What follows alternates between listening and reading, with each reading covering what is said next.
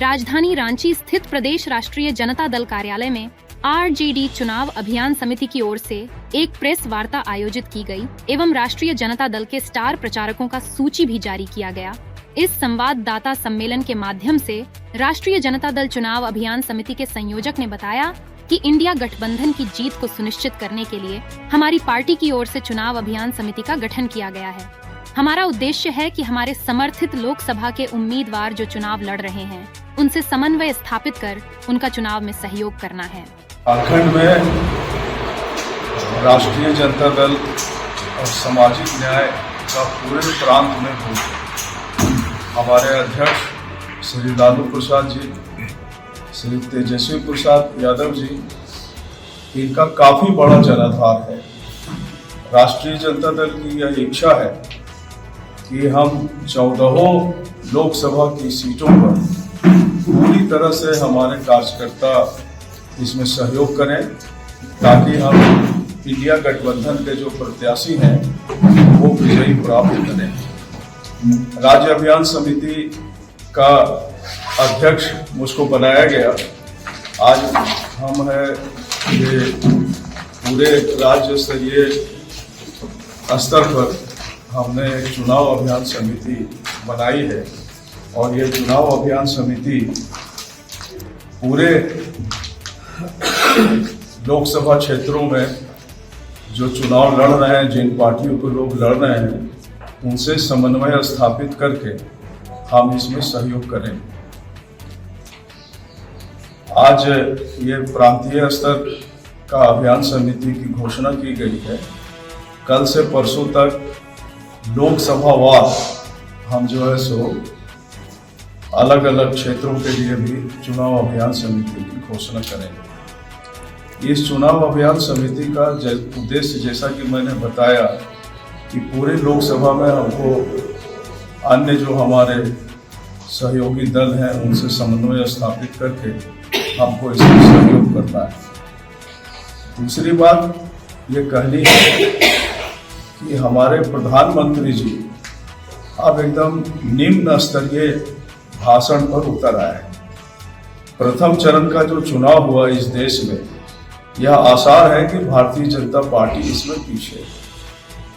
अभी परसों छिंदवाड़ा में प्रधानमंत्री जी ने एक ऐसा भाषण दिया जो किसी भी प्रधानमंत्री के लिए देश का कोई साधारण नागरिक भी प्रधानमंत्री से यह अपेक्षा नहीं करता है कि इस तरह का वो निम्न स्तरीय भाषण देंगे।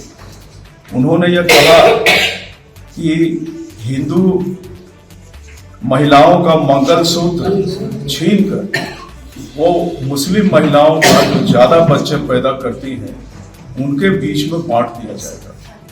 हम लोगों के देश की सबसे खूबसूरत बात यह है कि विविधता में एकता भारतवर्ष की विशेषता रही है पूरी दुनिया में। यहाँ का लोकतंत्र अनूठा रहा है।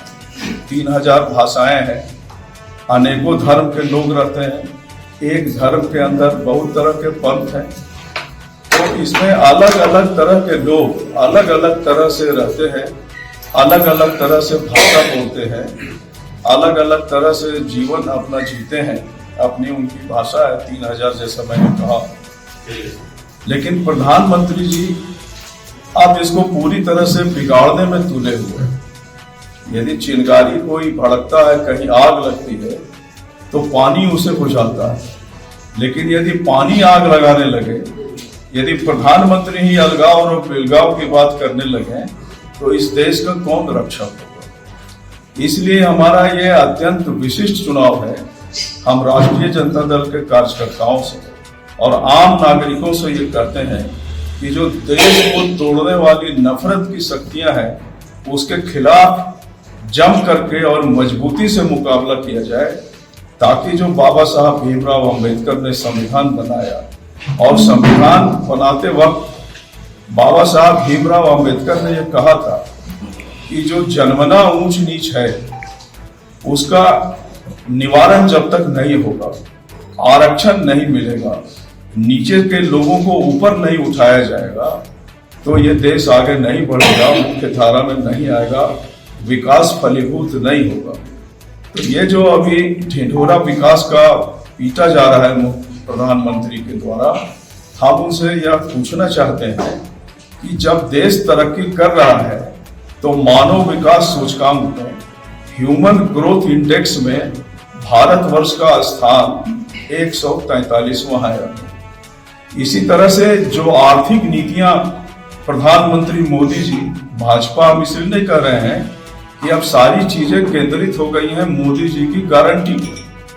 और आप सभी पत्रकार हैं, आप जानते हैं कि देश के 20-25 लोगों के पास, देश के 70% लोगों के पास जो धन है, जो साधन है, उसके बराबर पैसा, रुपया, धन 20-25 लोगों के हाथ में चला गया है। ये घातक नीति है इस देश के लिए। चतरा में राजद के लोग अभी भी अड़े हुए हैं, यहाँ पे प्रत्याशी बदलना चाहिए, क्या आप लोग इसका समर्थन करते हैं? बात ऐसा है, इंडिया गठबंधन वो राष्ट्रीय जनता दल की जनाधार वाली सीट है, लेकिन हम अनुशासन से बंधे हुए हैं। हम अपने कार्यकर्ताओं से यह अपील करते हैं, आग्रह करते हैं, जो इंडिया गठबंधन के उम्मीदवार अब आ गए हैं, भाजपा को हराएं, थोड़ा मन पर काबू रखें और भारतीय जनता पार्टी जैसी कानून